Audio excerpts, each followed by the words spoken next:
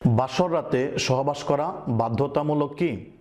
আল্লাহ রাব্বুল আলামিন মানব জাতিকে জোড়ায় জোড়ায় সৃষ্টি করেছেন।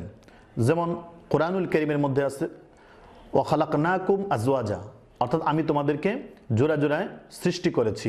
রাসূলুল্লাহ সাল্লাল্লাহু আলাইহি ওয়াসাল্লাম বলছেন যে আন নিকাহু মিন সুন্নতি, যে বিবাহটা এটা আমার সুন্নত। সুতরাং এই বিবাহের একজন স্বামী আর স্ত্রীর যে প্রথম রাত্রটা আসে তাকে বলা হয় বাসর রাত। এই বাসর রাতে ইসলামী শরিয়া মোতাবেক কিছু বিধিবিধানও রয়েছে। সেগুলোর ক্ষেত্রে যেটা আমরা দেখতে পাই বিভিন্ন কিতাবে, সেটা হলো যে সেই রাত্রে নববধূ সে নিজেকে পরিপাটি করে সুন্দর কাপড় পরে এবং মেহেদির মাধ্যমে নিজের হাত পাকে রাঙিয়ে রাখবে এবং স্বামী যখন সর্বপ্রথম বাসর ঘরে প্রবেশ করবে তো সালাম দিয়ে প্রবেশ করবে এবং স্বামী তার স্ত্রীকে নিয়ে 2 রাকাত নামাজ পড়বে। এটা মুসনাদে আহমদের মধ্যে এসেছে। এই ব্যাপারে আল্লাহ রাসূল সাল্লাল্লাহু আলাইহি ওয়াসাল্লামের দিক নির্দেশনা, সাহাবায়ে কেরাম এবং আমাদের আকাবিরগণ ইহাকে পরামর্শ দিয়েছেন যে একজন নববধূর ঘরে যখন একজন স্বামী যাবে তো স্বামী সামনে দাঁড়াবে এবং স্ত্রী পিছনে দাঁড়াবে, এখানে 2 রাকাত নামাজ পড়ে নেবে। নামাজ পড়ার পর তাদের এই দাম্পত্য জীবনের বরকতের জন্য দোয়া করবে। এরপর হাদিসের মধ্যে একটি জিনিস এসেছে যে আল্লাহ রাসূল সাল্লাল্লাহু আলাইহি ওয়াসাল্লাম যখন আম্মাজান আয়েশা রাদিয়াল্লাহু তাআলা আনহাকে বিবাহ করেন তো আসমা বিনতে ইয়াজিদ তিনি বর্ণনা করেন, যখন আমরা আয়েশা রাদিয়াল্লাহু তাআলা আনহাকে সাজিয়ে বাসর ঘরে পাঠিয়ে দিলাম তো আল্লাহ রাসূল সাল্লাল্লাহু আলাইহি ওয়াসাল্লাম সেখানে দুধ পান করলেন এবং কিছু দুধ পান করার পরে ওই দুধের পেয়ালাটা আয়েশা রাদিয়াল্লাহু তাআলা আনহার হাতে ধরিয়ে দিলেন। আম্মাজান আয়েশা রাদিয়াল্লাহু তাআলা আনহাও সেখান থেকে পান করলেন। তো ইহার মাধ্যমে একটা মহব্বত সৃষ্টি হয়, স্বামী স্ত্রী একে অপরের প্রতি ইজি হয়, যার মাধ্যমে কথোপকথন করা বা অন্যান্য স্বামী স্ত্রীর মধ্যে যে সম্পর্কের একটি ভিত্তি এটা স্থাপন হয়।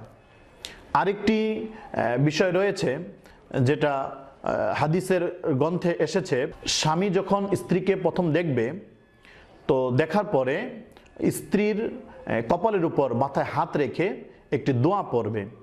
সেই দোয়াটি হচ্ছে আল্লাহুম্মা ইন্নী আসআলুকা খায়রাহা ওয়া খায়রা মা জুবিলাত আলাই ওয়া আউযু বিকা মিন শাররিহা ওয়া শাররি মা জুবিলাত আলাই, অর্থাৎ হে আল্লাহ, আমি তোমার কাছে ইহার কল্যাণ কামনা করছি এবং যে কল্যাণের উপর তাকে সৃষ্টি করা হচ্ছে সেটাও আমি আবেদন করতেছি এবং তোমার কাছে ইহার ক্ষতি থেকে আমি আশ্রয় চাচ্ছি এবং যেই ক্ষতির উপর তাকে সৃষ্টি করা হয়েছে সেখান থেকে আমি আশ্রয় চাচ্ছি।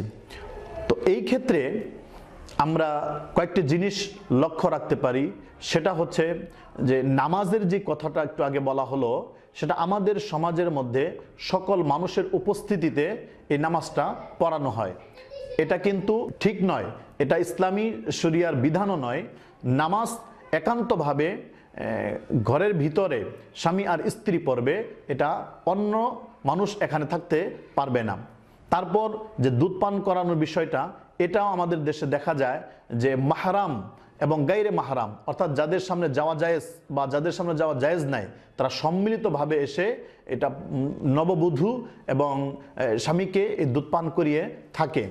এটা কিন্তু এরকম নয়। ইসলামী শরিয়াতের মধ্যে পর্দা যেহেতু ফরজ, সুতরাং বিবাহের ক্ষেত্রেও যে সমস্ত নারী বা পুরুষরা স্ত্রীকে দেখতে পারবে, নববধূকে দেখতে পারবে, তারাই শুধু সামনে আসবে।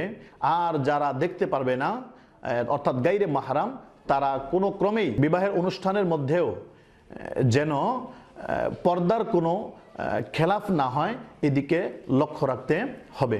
এরপর স্বামী স্ত্রী তাদের এই সমস্ত প্রাসঙ্গিক কাজগুলো করার পরে তারা যখন একান্ত সময় পার করবে, ওই সময়ের মধ্যে যদি তাদের সুযোগ হয় এবং সম্ভব হয় তাহলে সহবাস করবে। আর যদি সুযোগ বা সুবিধা না হয়, কোনো কারণ দেখা দেয়, তাহলে সহবাস না করলেও কোনো ক্ষতি নেই। তো বাসর রাতে সহবাস করতে হবে এরকম কোনো বাধ্যবাধকতা নেই। যদি সুযোগ হয় তাদের মন মানসিকতা ইজি থাকে তাহলে এটা সারবে, অন্যথায় এটা না করলেও কোনো সমস্যা নেই। আল্লাহ রাব্বুল আলামিন আমাদেরকে বিষয়টি বুঝে আমল করার তৌফিক দান করুন। আমিন।